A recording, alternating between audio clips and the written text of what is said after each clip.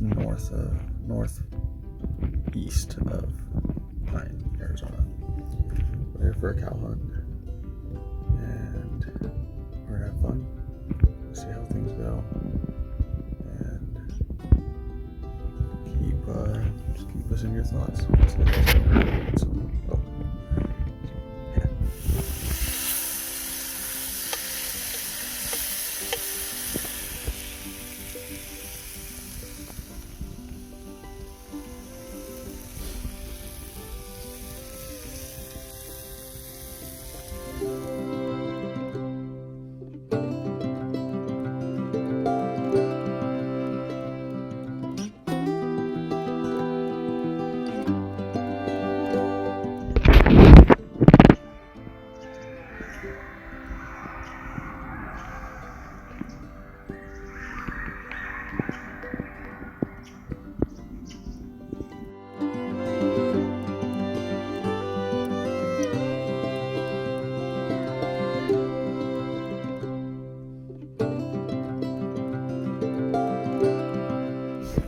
So, lugging all our gear in.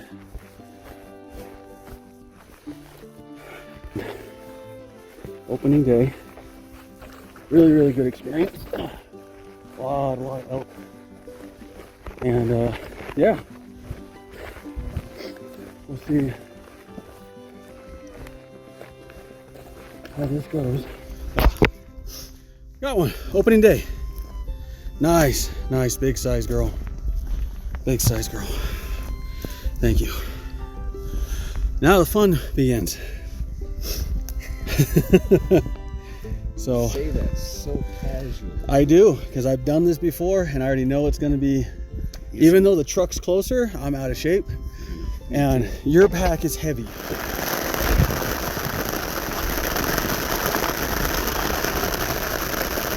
Yep. Well, this sucks.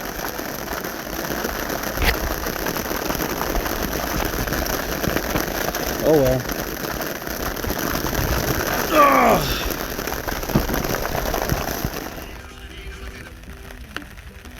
John Belushi. No, you're fine. You're fine. I was just showing the rain and stuff, all the craziness. Yeah, I had to move in because I was getting wet.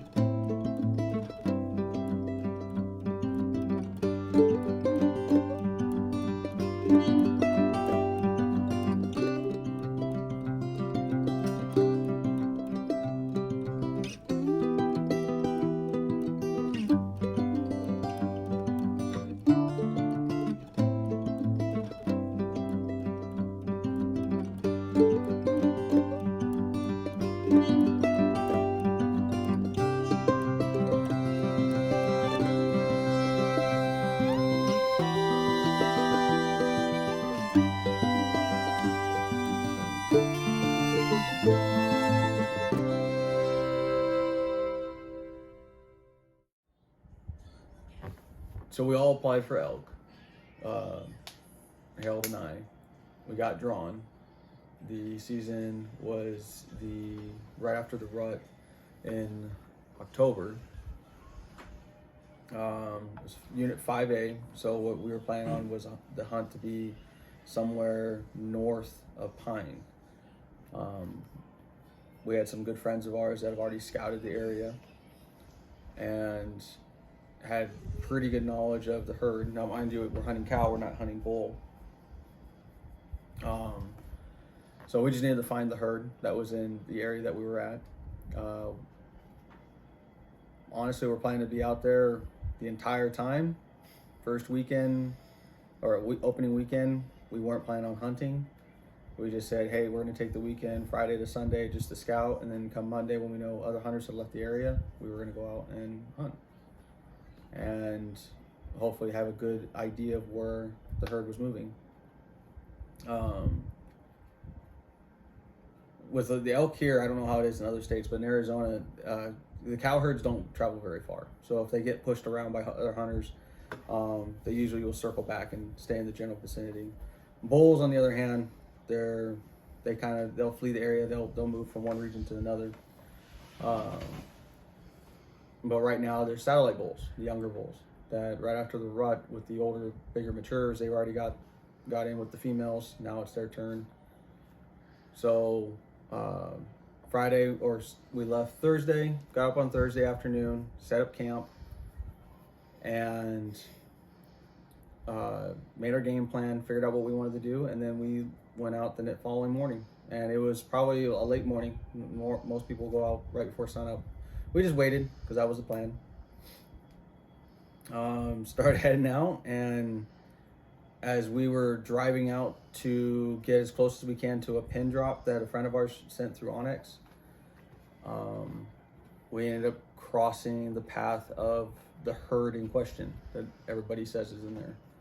And we found it by a satellite bull, just walking out in front of the road.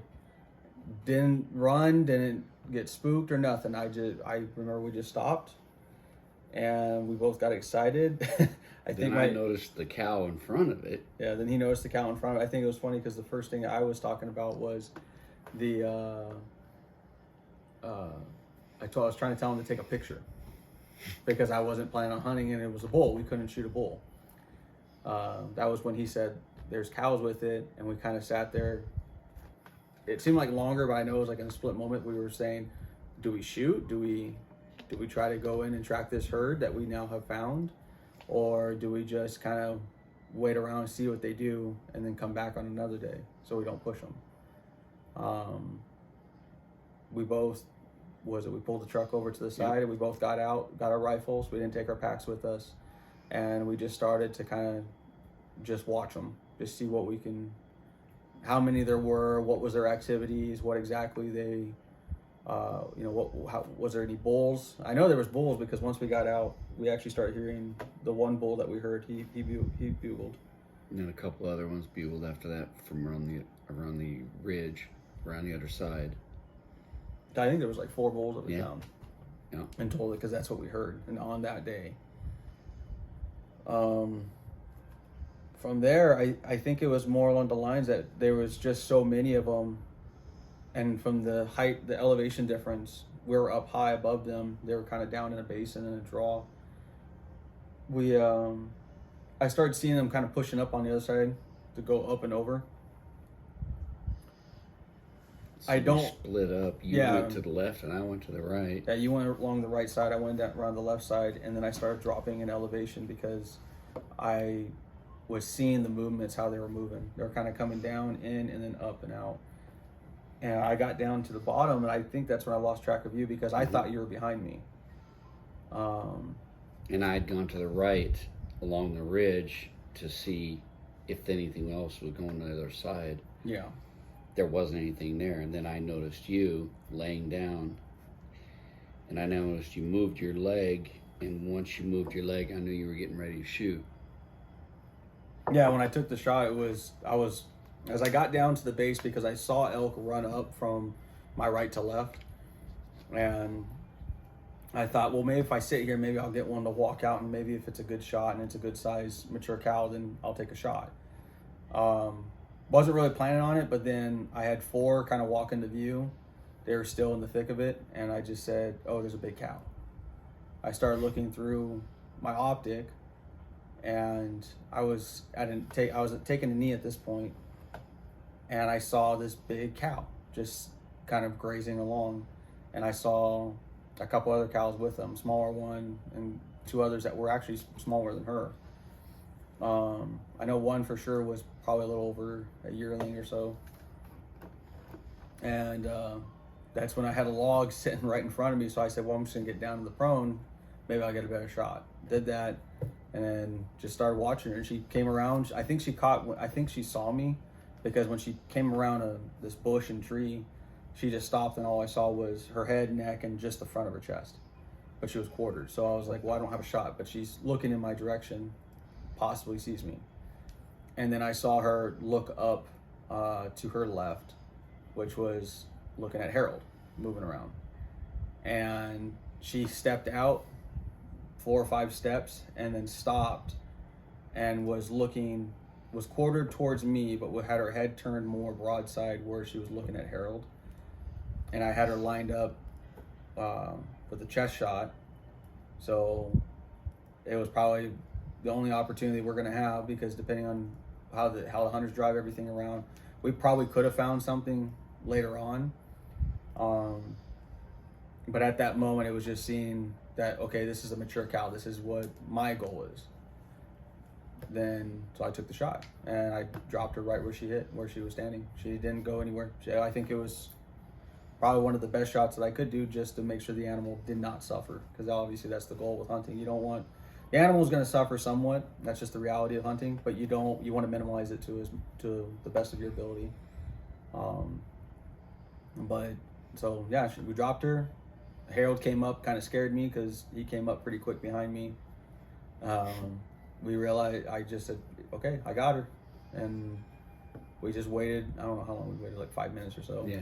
And then we just kind of walked in and made sure that she was dispatched. I mean, she was done. She was done before I think she hit the ground. Yeah, I think she was, based on the fact that her spine was shattered, I don't think she was alive.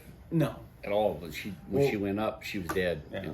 And I think which is great. Yeah, and that boils down to knowing your weapon and knowing your ammunition too. Because the rounds I was shooting, I knew how that round operated within that close proximity, or knew about what I knew I had to, how I had to shoot.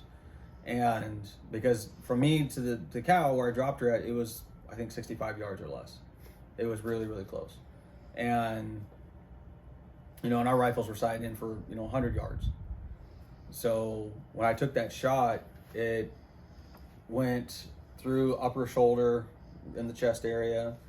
It broke ribs, but the round, I think, ended up deflecting up, hitting the spine, and then directed back down into the cavity. And because her lung was hit, I know her liver was hit pretty good. But I mean, that's just knowing your stuff and doing what you have to do to make sure you drop the animal.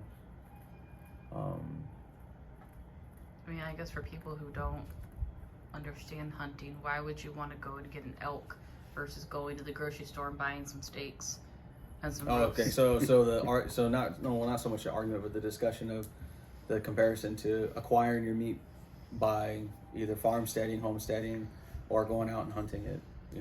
Me, on my personal take on it, and it's more, I think it's what it's been taught to me growing up, is that knowing that you're going out and you're putting yourself in that process of acquiring your food, which is the process of taking life, and it's also the process of dividing that resource now into what you would cook in your kitchen.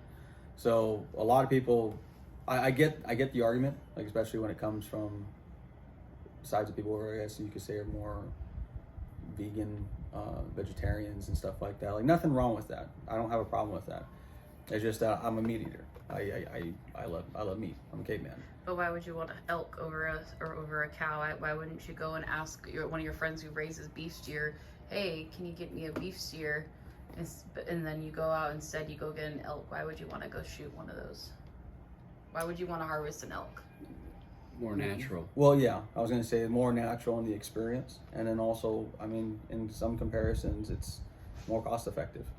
It's more cost effective for us to get a tag in the state of Arizona for, an elk. That's what, $140, I think, somewhere around there.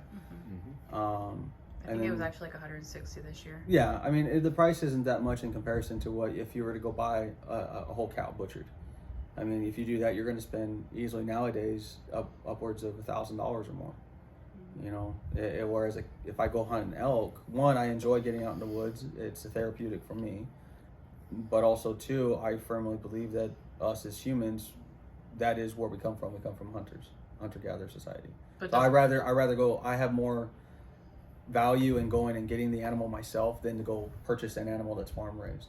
Now, mind you, we do farm raise our own animals, because I'd rather have a farm-raised animal over a grocery store meat. There's a give and take on both sides. They don't make wild chickens. So. Yeah, they don't make wild chickens, so you have to raise your own chickens. But but in doing so, you can Chuckers. Yeah, but you control everything that goes into that animal: food, medication. No medication, whatever. It's just what goes into that resource that you now are putting into your body. It's the same, in comparison to a farm-raised cow to, say, an elk or a deer or any other wild game. That animal out there is only eating the most natural thing out there, which is not grown by man. It is grown by Mother Nature. It is as pure as it's going to get. It's purer than grass-fed animals. If you look at it in certain concepts, and it's fun. Yeah, and it's fun. It's fun to do. Now, there is that give and take where people ask you, like, well, why do you enjoy doing something where you do take a life? Well, you have to kind of look at it from different, I guess, perspectives. I look at it as that I enjoy it because it's going back to my roots. It's going back to us as human beings have come from and evolved, or not so much as evolved from, but adapted from. Everybody lives in a microwave society. So you have to get out for your own mental health to do something that is enjoyable, but also that leads to an acquiring a resource that is going to provide for your family and yourself. So taking a life is not easy when it comes to the hunting aspect, but having the respect to know that it's part of a food chain process. That's the law of nature, in my opinion. Another thing I like about it is the challenge. Mm-hmm. Like fishing. Anybody can put bait on a hook and catch a fish, but if you can use the right artificial lure the right way, that's a challenge. Hunting is a challenge too, because they're not standing there in front of you waiting for you to dispatch them. You have to find them. We had a plan. Our plan was, in our opinion, perfect. We knew what we were going to do. And then the most unusual thing that you could ever expect happened. It stood right in front of you and waited for you. Well, it walked out in front of us to let us know they were there. Yeah. But it's still a challenge. And we didn't stop there. We hunted the next day, trying to fill my tag, and saw some beautiful country, saw some elk, didn't quite get a shot at them. That happens. So does the key breaks. We won't go there.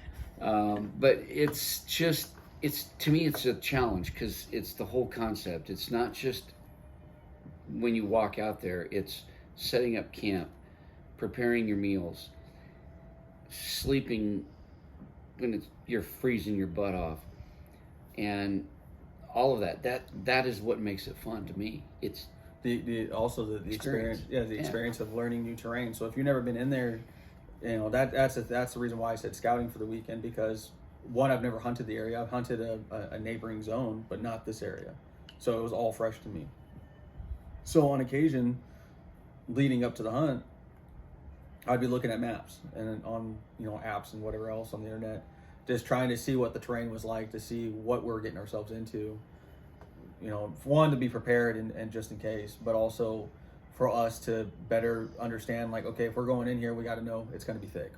And that's something that we found out real quick, was that some maps that you look at aren't updated. So it was very, very green in there. It was very, very thick wooded area. So for me to have a 60-yard shot was actually, in my opinion, pretty far for that area because of how thick the brush was, especially if you're, say, up on a ridge dropping down into a basin. You can't see what's on the bottom in that basin because how thick the brush is. So, I think that was also a factor that played into it. Plus, every step you make makes a sound. You have to really watch where you're walking. So coming in and stalking on those elk, trying to get a better shot and trying to just get a better view of them, making a better assessment, you have to. I was sitting there trying my hardest not to make noise, and luckily I did get down in there. But the elk were noticing that there was something that was not normal to what they hear. So it is a challenge. It's a challenge with you, I guess, in a sense, emotionally and mentally, because you got to be able to control your excitement to make a good shot, and also be emotionally fit to say, okay, I need to have patience at times, but also know when to act. Physically, it is a challenge. He can tell you. Physically, it's a challenge, especially when you're dealing with the uphill mountainous terrain.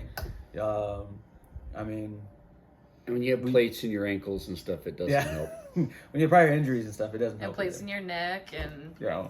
prior military injuries. So Thank God for our military training, because without that, I don't think we could make it into those areas, because it's thick terrain, and Yeah. it's steep hills, it's rocky terrain, and then especially when you get down in that basin, it's wet and Yep. it's slippery in some areas. So that's why it is a challenge, but it's a fun challenge. It's just as long as you're playing it safe. Like, I carried a GPS that I knew would give my coordinates if, say, there was an emergency that happened. I carried extra radios in our packs just in case we got separated, or say we were to get a signal out, we had another means of communication with emergency teams.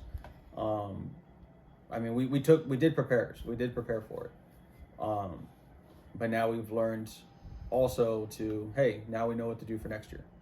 And we just keep flying and we keep going. Hopefully we could go as a family. So, And next year, if we want to go to the clearing where the elk like to go, There's a road. we can drive a road to get within 100 yards of it it's a 4x4 instead road, of but you 5 can drive miles like we did. Well, your track has 4x4, so.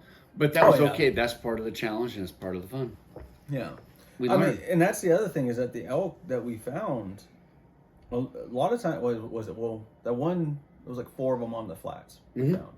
They ran once they saw us because we were inside their element, not closer to our element. Right. And then we noticed that when the elk were closer to the road, they were less jumpy Yeah. than they were, say, in the deep country. Right, and another thing we noticed was that they were desensitized to vehicles. Yeah. Because there's so many vehicles up and down those roads that the elk don't even pay a second mind to it. Yeah. When we pulled up on that small bull, it stopped and it looked at us and it walked into the woods. It did not spook. The cow did the same thing. It walked into the woods. They didn't care. The only time that we saw them spook, I gotta say it, Yeah. is when you moved your truck and the brakes squealed when I was trying to get a shot. But that's okay. Yeah. We missed it. It spooked them, but we learned too. The whole time we learned different things about the animals, about the area. Yeah. I think next time, if we were to camp at the same campsite, which I'm not saying we will, but if we did, we could probably hunt right from the campsite, because there was sign of elk, Everywhere. even fresh sign, fairly recent in the area. So yeah, it's a beautiful place. Mm-hmm. Can't wait to go back. Yeah. With where we're at in that area, off that forest road, it was majority of recreational campers, or the hunting type as well. They all stayed closer to the highway, the interstate, than they did venture farther into the woods. I think we were probably one of the deeper Yep. in the mountain woods area than the rest of the other people that we saw. I wouldn't be surprised if you guys were the only ones that were brave enough to venture. Honestly, I think we were, because Except for that one spot, that one campsite, but it might have been that wedding. yeah, 'Cause there was someone was having a wedding up there. Oh, I didn't. There was signs put up, wedding this way, and so Yeah, which explained why some of the vehicles that we saw coming in there, because they looked like my vehicle, yeah. minivans, and we could take my minivan to the camp areas Yeah. next year easily, because it's not that bad of roads. Now, for that area of Arizona where we're at on that forest road, it's a very well maintained forest road, but there are side roads that it would be best to Yes. have a 4x4 vehicle. So, but also because it is in the Tonto National Forest. No, it's Coconino. Coconino, sorry, Coconino National Forest. You can't just drive off road willy nilly. You can't. There's barriers set up. There's signs posted. No off roading off the trails. So it's not just road hunting. So I guess that's kind of what I want to make sure that people understand, is that people do road hunt those areas. Are they successful? Probably not. Us, we just happened to run into a herd, follow them down into a basin, and be close enough where our pack out wasn't several miles. It was I think it was like 620 something yards when I ranged it. It was Uphill. Yeah, uphill, mind you. So it I wasn't. want to bring that up because I was I know. exhausted by the time we I know. got done. That killed me. So that was the luck of that draw. And I think it honestly a little bit of it was just right time, right place. And I kept telling you you weren't in my will, but you're in my will now. Brake pads are in my will. Oh my gosh. So Well, what's next now? Next year we'll do the same thing if we can get drawn. yeah, so next year coming up, we'll put in for the same thing. If not, try to And get the if points. one of us gets drawn, then we both can go, Yep. and we'll still do the same thing and get more meat for the family. Yep. Because that's the biggest thing is just providing for ourselves. Yeah, I mean, and also we'll start planning for other hunts too. So Yep. we'll plan for turkey hunt. We'll plan for more deer because deer is one that we always like to go for. I know you're not a fan of it, javelina. I'd go for some javelina. Make some good sausage with that. See, that's what I'm saying. So we can do that. We're gonna have to do a whole video now explaining what the heck a javelina is. For which one? North American or Oversized. South American? Yes. It's an oversized rodent It's pretty much a hamster, a giant gerbil, but with hooves. And it and looks- tusks. And tusks, and it looks like a pig. So a javelina, or peccary is what they're called. Peccary, yeah. Yeah. You have the spotted peccary and the colored peccary. Yeah. Well, we could do a whole video on just the concept of hunting. We could do a whole video on the fact that Arizona is not just desert. Yeah, and that's No the thing kidding. because then people are going to see this and they're going to be like, "Wait a second, I thought you guys were in the desert." And it's like, We do. we do, but Arizona has different climates. Yeah. You know, we have or different ecosystems. So, like us, we're down in the lower desert. Then you have the upper desert, and then you have the mountains, and then you have the You have the plains. You have plains in Arizona. Yeah, Because north. Yeah. Eastern Oh, we do, corner. that's right. we do have Yeah. plains. That's why we have antelope. I forgot about So that. you know, it's like, and Arizona is very diverse when it comes to its ecosystems.